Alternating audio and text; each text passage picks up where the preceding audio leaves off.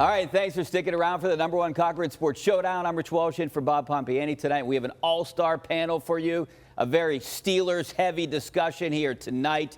Ray Fittipaldo from the Post-Gazette, also Mark Kaboly from The Athletic, and Chris Adamski from the Trib. Not only talking Steelers, we're going to talk about the dramatic finish at the U.S. Open and the battle in Buccos making a playoff push. But first, we're going to talk about the Steelers. And we were at minicamp and OTAs, right? And coming out of minicamp, Ray, I'm going to start with you. What's your initial impression? What do you think maybe the Steelers' biggest hole right now is? I think it's receiver. And how do they fill it? Yeah, I mean, Rich, personnel-wise, I think that's the glaring hole right now. And, you know, Arthur Smith talked with us, I think it was a week or so ago, and, you know, he basically let it slip that, yeah, there have been conversations about acquiring a guy, but that's not my responsibility. So, you know, Omar Khan cleared the cap space right before the draft. They didn't make a move, but they could still make a move, what, 6 weeks from now? 7 weeks from now? It's still out there. Definitely. I mean, there's depth all around that they could use. I mean, the cornerback position is definitely, they can add depth to it. I think it's good where it is right now. The addition of Cam Sutton, I think, solidifies that slot position. But you got to say wide receiver. I mean, you got a bunch of hodgepodge right there, man, that maybe one of them will shine and maybe one of them will be able to be all right. But there's no superstar right there. There's no guy who's going to take George Pickens from people covering George Pickens away from them. They do have a lot of time, I think. And one thing about Omar, we know he's a guy that likes to make the moves, but I think he's shown a lot of patience and restraint right now and waiting for that exact time to go be able to pounce. And that's going to have to be a trade because there's nobody out there in free. At least it's not a hodgepodge of nothingness, Chris, right? I was going to bring up the hodgepodge of nothingness. Close. Yeah. They really have kind of painted themselves into a corner in terms of it's pretty clear the plan always was to bring in somebody else. And however things could shake out, you don't want to overpay. I respect that they don't want to do that per se. And there are still options in terms of there's still, I guess there's not really guys out there, and like you said, in the free agent market, there's still theoretically trade possibilities. You're probably still hoping for one of those big names to kind of force his way out, and then you're kind of there, and maybe the market, then the trade market gets in your favor. There's also a late camp cut situation. But those guys are going to be bums, though. You're cutting them in late camp, right? You're right. I mean, it's probably not ideal. They got Joe Hayden that way. I was going to say Joe Hayden, yeah. Quan Alexander signed last year that way. I know it's apples and oranges, and it's receiver, and there's not necessarily a guy like out there, a Quan Alexander at receiver out there right now. But there's still time for this to shake up. It's every day it goes by, it's a little bit scarier if this is the plan. Yeah, the only issue with showing patience is the Justin Jefferson deal and what that did to the market. Now, you know, you make that deal at the draft. Now you're not. Maybe you have that guy signed, and you don't have to use that as a barometer. So I mean, that guy's making what, $33 million a year. You know, Ayuk's not going to get that money. Samuel's not going to get that money. But there is still going to be a domino effect in all those receiver contracts. I mean, maybe they could pull like a Vance McDonald type of trade at the end of preseason games. You know, get a guy in from a team. I think they're going to make a deal somewhere. I don't know if it's going to be before training camp, though, Mark. I don't think it'll be before training camp. I think you're right. I think it's final cuts, maybe potential trades in September, and hopefully something works out. I mean, if worse comes to worse, maybe go with what you have right now and wait till that trade deadline comes and like, okay, we really need somebody, because right now I don't think Roman Wilson, Calvin Austin, and Van the Jefferson. hodgepodge of nothingness is going to get the job done. I mean, can Van Jefferson be your number 2 guy? I mean, I think that's a big question right two. now. As of right now, it has 3 years ago, right? 3 years ago, he had 800 yards, 6 touchdowns. He hasn't been that guy for 3 years. I mean, the problem with Ayuk is the acquisition cost of whatever the 49ers want. Then you have to sign him, and then you sign him to whatever number you give him.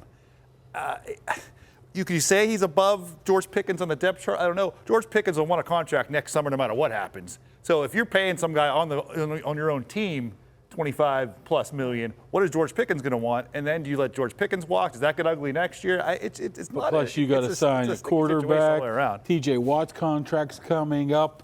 There's a lot of big contracts out there they got to worry about more than just this year than giving 2 receivers $30 million a year. All right, speaking of contracts, Mark, you were all over this story. Cam Heyward, he said he might play. He's going to play in 2025. Where, though, is the big question. Today he tweeted that he wants to be a Steeler for life. What's going to happen here? Well, there was a little joke that he was saying, yeah, I might go to Cleveland. It was a joke, people. It was a joke. He's not going to Cleveland. I still think the deal's going to get done. I think Ray disagrees with me on this. I think that eventually it will get to that point later down in the road, sometime towards September. I mean, even July, anywhere between July and September, I think they'll come to their conclusion of he'll make some exceptions. He won't take a ton of money on the backside of it. They'll get it done. They want to keep him a Steeler. He wants to stay a Steeler. Right now, it's just a bunch of pandering and stuff, I believe. But you said it. T.J. Watt is going to be up this time next year. They got to handle that. Quarterback, assuming one of those guys works out, how do you pay a guy who's going to be 36 years old, who's coming off an injury? You know, maybe he'll have a great year. I wouldn't do it now. If he has a great year and you want to do business after the season, before free agency, fine. But I just don't know that you can do it now. It's such a unique situation because instinct would say, okay, he's on the final year of his contract. Generally speaking, the NFL, the way contracts are structured, you want to extend them, whether it's even like a dummy extension with the vote, whatever it is, to sort of get that number down. But they don't need the number to get down. They already have more cap space, more than average in the league as it stands. And we'll see how the receiver thing works out. Maybe that is what's going to get eaten up. But you don't need to create cap space in 2024. So it's almost like an ideal situation where you take Cam Heyward's big cap number this year, and then you're kind of on a clean slate next year. So crafting an extension, normally you would want to lower this year's cap number. The Steelers don't need to do that. And in some ways, it almost harms them because you bump it into next year when you have more. There's not a clear path. You're right, Mark. Both sides want to get done, but there's not an easy way to piece this together. Do both sides want to get it done, though? I think they want to ride it out this year. I think they might be trying, as in the Steelers, take advantage of Cam a little bit. And when I say that, is saying we think that you'll be loyal to the franchise come next year, and you won't go to Cleveland.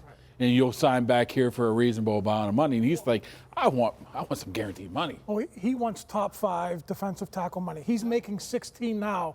What do you pay him if you're the Steelers? That's the tough thing. I mean, the Steelers want to give him this. He wants this. He got to come in here. And I think I will eventually have. You guys mentioned names. We forgot. You mentioned George Pickens, but what about a running back situation? There's also other contracts you're going to have to come up with besides him. So it's going to be tough to give him $20 million a year. And I like Cam. We all like Cam. I don't know if he's worth it at 36 years old. I don't think it's anywhere near $20 million. I think you're going down. I would put a lot of incentives in it. Yeah. I would give him a base salary. I don't know if it's 8 to 10, whatever, and a ton of incentives this year. For games played. I still think he's a very good ball player. I mean, it'll probably be because it's almost insulting. I'm sure, or at least Cam will see that as insulting. So maybe a games played incentive, which kind of protects you from injury. And at least then if you know if you're putting him out there. But it really, I mean, he's a 35-year-old coming off a season where he was hurt and not very productive. Throughout the league or throughout Steelers history, that doesn't happen very often. The league. I mean, there's not a lot of people out there. So it's almost like Mike Tomlin. Do you pay him for what he does off the field too, right? Do you give him a better contract for what he does on and off the field and what he means to the organization? I still think he's a very good ball player. I think last year he just got hurt. Okay. I still think he's I do too. I just think Father Time is undefeated, right? We got to take a break. Back with more Steelers conversation coming up next. Stay right there.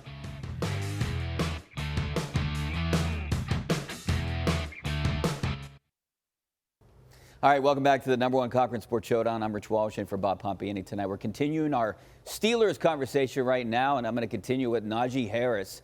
He was there at minicamp, missed the first day, an excused absence, and avoided the media the entire week. I mean, I guess that's not really a big deal, Chris, that he doesn't talk to us, right? But is he disgruntled? Is he unhappy about not getting that 5th-year option picked up? And what does that say about the Steelers or maybe Arthur Smith, what they think of him? Well, if I think he was disgruntled, he would not be there for the voluntary portion of the OTAs. If he wanted to send a message or if he really was disgruntled, he was there, present. Now, he wasn't working on the field. He wasn't talking to media. I mean, a lot of people don't talk to me, so I don't know if that really matters too much. But it's one of those situations where I thought the Steelers would pick up that option because as much as you could say running backs aren't worth it or whatever, or you have Jalen Warren, there's other options, it still is. It's not a prohibitive number at all for it to pick it up. So if they were willing to pay him that for 1 year, what are they going to offer him in terms of an extension? I don't know if they want to at all. I'm saying if there's a number they would do it at. I don't think that Naji Harris and his representation would take anything less than the 6.8, $7 million, whatever. Yeah, for the. So I don't think there's any way there's going to be an extension done. Now, whether or not, we'll see how much of the offense, whether Jaylen Warren becomes more part of the offense. But remember, Jaylen Warren, then we get a new contract next spring. But if he's your better running back, in the opinions of the coaches and the Steelers, then I guess you pay him next year then instead of Naji this year. Well, I don't know, Naji. You know, I know it's not a big deal him talking, right? I mean, but I think it is. But though. wait. Yeah, I think it's well, a big deal. 89 other players talked. Every coach talked. The head coach talked. The GM talked. So. But he's supposed to be the star, the centerpiece of this offense, right? He was a captain. He should have came out so there was no questions of, hey, you just asked, what's Najee think? No clue in the world what he's thinking. He could have nipped it in the bud a little bit. He doesn't seem like he's disgruntled. He has a chance to go make money somewhere else. I don't know, Ray. You know him better than me. I don't know what kind of you have. Ray knows him the best, right? Yeah, up close and personal. Listen, when push comes to shove, it was a business decision for both sides. I mean, that's what it was. For the Steelers, they decided he wasn't their guy going forward. And I actually think it's good. It's a motivator for him that he's going to be a free agent after the season. He can go make some money. It might not be with the Steelers, but if he has a really good season, he'll hit it on the open honestly, I think the whole thought of let's see how he does in Arthur Smith's offense where they threw it out to everybody is just baloney. Yeah, it's absolutely baloney. What are you talking about? He wants a feature running back. Arthur Smith needs a feature running back. Well, for this year, though, I mean, what they've been doing with Harris and Warren is good in my mind. It worked. Ride it for one more year. But I think in the end, by declining the option, they were saying, we like Jaylen Warren better. He's going to be our back. And he's cheaper. And he's cheaper. And he's an RFA next year, right? Which means they don't have to offer him anything. Does it also indicate that they don't want to pay $6 million for that position? No one in the NFL wants to. 3 years after spending a first-round pick at that position, which is sort of contradictory, statements, depending how you say it. Well, but he does look like he's in the best shape of his life. So I think Najee is a good running back, but if he wants a ton of money, then okay, we'll move on to the next guy. All right, speaking of a ton of money, they're going to have to sign a quarterback for a ton of money, right? At some point. Do you think Russell Wilson is still here? Is he the quarterback right now? He has pole position, right, Ray? I mean, he's the guy. He's the guy that's going to manage. And I like his fit, too, because he doesn't have to go out there and win games, I don't think so. Yeah, I mean, we keep talking about pole position. He's going to have to fall flat on his face not to be the starter come week 1 in September. So Justin Fields can't beat him out, you don't think? I don't think so. Didn't we go through this 2 years ago, this exact thing? It was a competition, and every single snap, every single first team rep, every single time they went out there, it was Mitch Trubisky. And we still talked ourselves into it. I was as guilty as anybody. Oh, Kenny Pickett or whatever. No, there was never a competition the entire time. We're seeing the same exact thing. With it. Yeah, I'm not saying there isn't. Nothing wrong with it. I'm just saying that would stop this nonsense if there's a competition right now. Where you get into a little bit of an issue is come September 8th, the start of the season, and all of a sudden all your quarterbacks are free agents, right? You know, they're not under contract anymore. What do you do with Justin Fields? Now, if you could be able to make that determination of what Justin Fields is going to be with these next couple months, and then try to extend him, I think that's the way you go. Once again, they might be relying on Russell Wilson and his love for the organization and Mike Tomlin saying, okay, we'll let you play this out. We know you'll sign back next year. Yeah. They could be doing that. It's an odd situation because exactly what you said. What is Justin Fields worth? If he's their guy for the future, what do you pay him? Because you might not see what he's worth. But you would like to have him under the roof for another year or two to make that determination, right? Listen, I think there's nothing wrong with putting a package in or two a week for him. You take advantage of his running ability, maybe in goal-to-go situations, red zone. But in terms of running this offense, from what we saw this spring, I think Russell Wilson is in more than pole position. I think he's in great shape. I mean, like you said, he could have the worst preseason of his career, and Justin Fields could have a Kenny Pickett-like preseason, and they'd still start Russell. You know, I think before we go to break here, is he in a better position than Kenny Pickett was a year ago? Do you think he's going to be a better fit for this organization? I think that's what the fans want to know. Is he better than Kenny Pickett? 100%. Wow, Kenny Pickett had one heck of an August last year. So what about his September, he's Mr. October, August. November? We all talk about getting full. We all got full by that August. Yeah, I think Russell Wilson, even last year, Russell Wilson at 34 last year, his numbers just dwarfed Kenny Pickett's numbers. Now, you could say offense, you could say whatever you want or whatever, but. I mean, a couple throws by Russell Wilson this year that Kenny can't make or didn't make it's just going to make a world of difference to this offense. Yeah, I think the Steelers are definitely in better shape right now at the quarterback position this year than they were last year. And we're in good shape right now. We got to take a break, and we're going to be talking about the Buccos and their playoff push here coming up. Stay right there.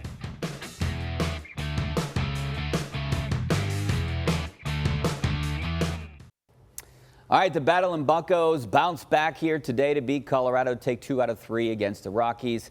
And my question now to these guys, are they a realistic postseason team? Mark, I'm going to start with you because I know you're a huge Pirates fan. They're right in the mix with 9 other teams in the NL wildcard race. I don't think they're in the mix because I saw that lineup today, and I saw that lineup Thursday, that getaway game in St. Louis. Yeah. Where that 4 through 9. Did you happen to see that lineup? Connor Joe not in the lineup. I mean, guys that have produced for them. Awful, absolutely awful lineup. I think in the end, they're just not going to have enough offense to be able to Jason pull DeLay off came up with a big hit. That was a big hit against a really, really bad Colorado team. They can win. But there's going to be a lot of 2-1, 3-1 games. I just don't – if they had a couple more bats that can get that to 3-4 runs, I think they'd have a chance. But they just don't have the depth. It's not just go out and get one bat. We're all set. 9. We can win a World Series. You probably need to make 2 trades. And given their history, I mean, what have we seen? Will they do it in recent years? Will they do it? The regression of Henry Davis is what's crushing them. That's the #1 overall pick a couple years ago. still The guy put who was him in. supposed to hit. What's he hit? There's a point where you can't just keep doing it, right? Jason DeLay and the Mr. Lollipop last night. I mean, come on. I get it, but if he's hitting like 150, we're not talking like 210. We're talking like Grandall's batting 150. 160. And it's just like if he was performing to even an average level, let alone a #1 overall pick level, they'd be so much better off. But to answer your question, Richie, of course they're in the race. Don't get me started on the 6 teams in base making the playoffs in each league now. They've watered down everything. They're going to have under 500 team make the playoffs probably one of these years. So they're mathematically right there in the race. And you figure they'll be better down the stretch. Paul Skeens well, Jared Jones isn't pitching anymore. He kind of had that 2 ace thing. He's about 2 or 3 starts now where he's not exactly 3 out of 4. I think 3 out of 4 where he's not being at that level. So maybe the rotation is as good as people think. But you're mathematically, they're literally day by day they've gotten to that wild card just about. So of course they're in it. A lot of guys are underachieving, and I don't think they make a big deal because or are they just achieving? I don't think they make a big deal because this organization is going to basically say, hey, these guys are going to bounce back. Look at Rowdy Tellez, what he's doing in June. Maybe Jack Sawinski gets hot. There's their trade. Maybe Henry Davis gets hot. Now they have 3 ball players that they didn't have earlier in the year, and they're a better lineup. And you remember when Michael A. Taylor was batting 360 and Nick Gonzalez. Connor Joe's going to come back to earth. Nick Gonzalez will end up batting 240. It's coming. It's coming. It evens out, right, Rich. It evens out, right, Rich, whatever. Right. You get me fired up with the Bucks. It evens out. They're going to have a great pitching staff. Their short relief is looking good, but they just don't have. They got to get a bat. Trevor Bauer, maybe maybe go out and get another starting pitcher. He's 7-0 in Mexico or something, right? Stud. He's a stud doing there. all these bullpen Just bring him in. What do you got to lose, right? If they could use another starter, they could use another bat. I think Nick Gonzalez is for real. I'll eat those words probably. I agree with you. He's the best player on the team by like 50 points. That's what I'm saying. And it's been consistent. All right. Well, we could use a break. We can take a break here. Back in a couple minutes to talk about golf and the U.S. Open.